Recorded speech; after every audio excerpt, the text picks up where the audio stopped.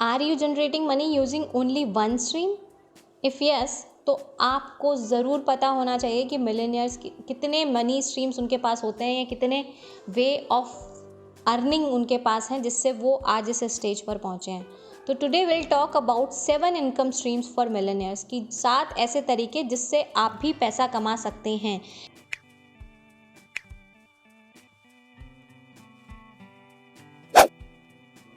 The first one is earned income.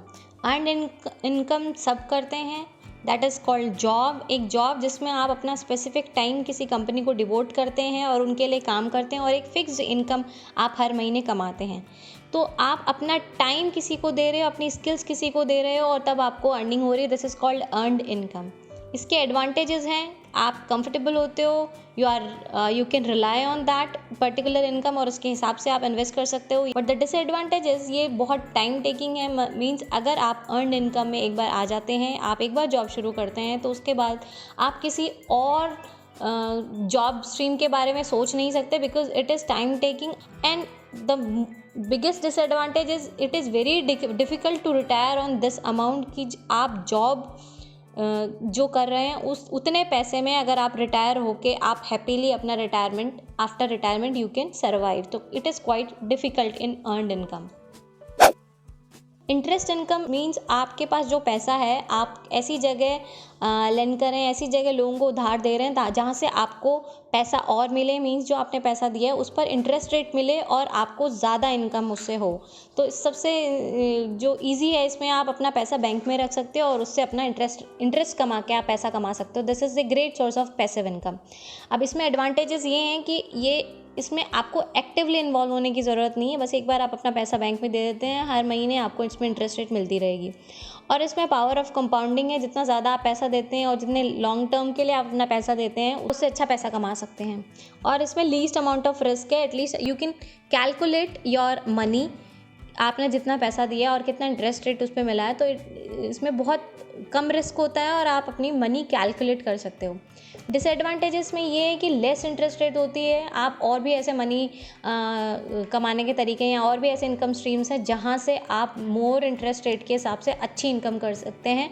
And secondly, ये taxable income है। जो भी आपको इंटरेस्ट से आप जो कमाते हैं उसके ऊपर भी आपको गवर्नमेंट को टैक्स देना होता है। इनकम, ये एक पैसिव इनकम है जिसके अंदर आप शेयर मार्केट में पैसा लगाते हो और शेयर मार्केट में जो अर्निंग होती है, मतलब आप किसी कंपनी अगर शेयर्स लेते हो तो आप उसके एक पार्ट हो जाते हो। तो उससे जो आपको प्रॉफिट होता है उसमें आप एज ए डिविडेंड कमाते हैं और ये एक पार्ट ऑफ इनकम है। और जो इसका एडवांटेज ये है कि आप अगर स्मार्टली इन्वेस्ट करते हो तो उसमें बहुत हाई रिटर्न्स है, आप अच्छा पैसा कमा सकते हो और पावर ऑफ कंपाउंडिंग से बहुत अच्छा पैसा आप बना सकते हो। इसका डिसएडवांटेजेस है ये है कि इसमें रिस्क इन्वॉल्व है, डेफिनेटली रिस्क इन्वॉल्व है। कई बार ऐसा होता है कि आप प्रेडिक्ट नहीं कर सकते और आप उसमें इन्वेस्ट करते हैं और आपको लॉस हो सकता है।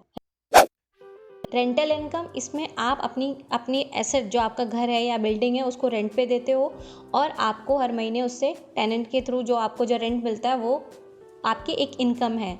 एडवांटेज ये है कि एक कैश फ्लो है जो चलता रहता है। आप एक बार अपनी एसेट को आप रेंट पे जब चढ़ा देते हो तो हर महीने उसमें एक रेंट मिलता रहता है। और सेकेंडली, जो भी आपकी एसेट है, जो बिल्डिंग है या घर है, उसका एप्रिसिएशन होता है। आपने अगर आज कोई घर 40 लाख में लिया है तो आने वाले 10 साल बाद उसकी रेट ऑफकोर्स ज़्यादा ही होगी। तो this is called appreciation of asset. तो इसमें आपको टैक्स बेनिफिट भी मिलता है, कम इंटरेस्ट रेट पे आपको हाउसिंग लोन्स वगैरह भी इसमें अवेलेबल है। डिसएडवांटेज ये है कि इसमें huge money is required to create such asset. और दूसरा ये कि जो लिक्विफाई अगर इसको करना पड़े एसेट को, अगर आप बेचना चाहते हैं, आपको पैसे की ज़रूरत है, आप बेचना चाहते हैं, तो इट विल टेक टाइम। वो बहुत जल्दी ऐसे एसेट्स बिकते नहीं हैं। आप उसको लिक्विड मनी आप उसमें को कन्वर्ट नहीं कर सकते बहुत जल्दी। कैपिटल गेंस मीन्स आपने जो भी एसेट आपकी जो है वो जो इंक्रीज़ होके उसका एप्रिसिएशन होके जो आपको जो दोनों का डिफरेंस जो मिलता है, अगर घर 40 लाख में कोई घर लिया है और उसको 60 लाख में आप बेचते हो तो 20 लाख का जो एप्रिसिएशन है वो आपका कैपिटल गेन हो गया। वो प्रॉपर्टी में भी ऐसा है, स्टॉक में भी ऐसा है, एसेट्स में भी ऐसा है। अगर आप स्टॉक कोई 10,000 का स्टॉक है उसको 20,000 में बेचते हो तो 10,000 का जो है वो कैपिटल गेन है।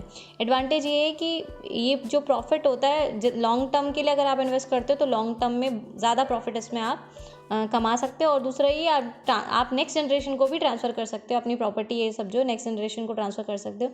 डिसएडवांटेज ये है कि आप जब भी इस तरीके के एसेट को बेचते हो तो उस पे आपको कैपिटल पे आपको टैक्स देना पड़ता है, और वैल्यू ऑफ एसेट में गो डाउन। इसमें थोड़ा सा रिस्क भी इन्वॉल्व है कि प्रॉपर्टी की रेट्स अगर हैं वो डाउन भी जा सकती हैं। रॉयल्टी इनकम एक ऐसी इनकम जो भी आपने एक यूनिक कोई प्रोडक्ट या आइडिया जो आपने मार्केट में उतारा है, अगर उसको लोग यूज़ करते हैं, जैसे आप कोई राइटर है वो अपनी बुक पब्लिश करता है, वो बुक बार बार बिकती, जितनी भी कॉपीज़ उसकी बिकेगी तब आप उसमें रॉयल्टी इनकम इंक्लूड होगी। ऐसा गानों में भी होता है, एक गाना बहुत सारे लोग अगर उसको यूज़ करते हैं अलग अलग, तो उस गाने पर वो रॉयल्टी देते हैं, वो इनकम। तो इसका फ़ायदा ये है कि आप एक ही बार इनपुट डालते हो, अगर गाना बनाते हो या बुक लिखते हो तो एक ही बार आप उसको लिखते हो, फिर लाइफ लॉन्ग आपको उसकी इनकम शुरू हो जाती है। बट चैलेंजेस इसमें आपको यूनिक कुछ बनाना होगा जो कि रिपीटेबल हो, लोग उसको आगे बहुत यूज़ करें, रिपीटेबल यूज़ करें, तो उसके लिए यूनिक होना प्रोडक्ट का बहुत इंपॉर्टेंट है। इम्पॉर्टेंट इनकम स्ट्रीम है जो मिलेनियर्स जो है सबसे ज़्यादा यूज़ करते हैं, मतलब बिज़नेस करके वो पैसा कमाते हैं। प्रॉफिट इनकम मतलब बिज़नेस को ओन कर रहे हैं और उससे जो प्रॉफिट अर्निंग हो रही है उसको प्रॉफिट इनकम बोलते हैं। सबसे बड़ा इसमें एडवांटेज ये है कि आप अगर 100 रुपये स्टॉक मार्केट में या कहीं और लगाते हैं तो उससे उतनी इनकम नहीं होगी जितना आपने बिज़नेस में उस पैसे को लगाया है, तो वो उसको 100 टाइम्स उसको इंक्रीज़ कर सकता है। ये बिज़नेस का एक सबसे बड़ा फ़ायदा है, ह्यूज प्रॉफिट मार्जिन है, आप इसमें बहुत बड़ी इनकम क्रिएट कर सकते हैं और वो भी कम टाइम में। इसका डिसएडवांटेज ये है कि किसी भी बिज़नेस को अगर आप शुरू करते हैं तो वो डे 1 से ही उसकी अर्निंग शुरू नहीं होती, इसमें अर्निंग में टाइम लगता है और इसमें रिस्क भी इन्वॉल्व है। हो सकता है वो बिज़नेस चले या ना चले, तो इट ऑल डिपेंड्स कि आपका क्या प्रोडक्ट है। बिल गेट्स जो है अपनी जो मोस्ट ऑफ द इनकम जो बिल गेट्स की है वो प्रॉफिट इनकम और रॉयल्टी इनकम से है। वो बिल गेट्स का अपना बिजनेस है, और रॉयल्टी इनकम वो जो विंडोज़ उसने बनाई हैं, वो क्रिएटिव जो यूनिक उसका प्रोडक्ट है उसके through he is earning. Warren Buffett also is earning from capital gains and dividend income. इनका मोस्ट ऑफ द जो इनकम स्ट्रीम है वो स्टॉक मार्केट से आता है और वो कैपिटल गेन करते हैं, उनके पास बहुत सारी एसेट्स हैं।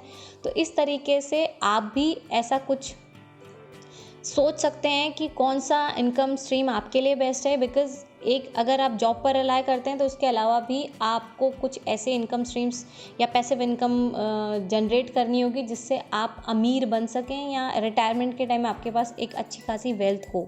सो focus on what you can do right now from one of these income streams, then become the best you can in a small niche in that income stream.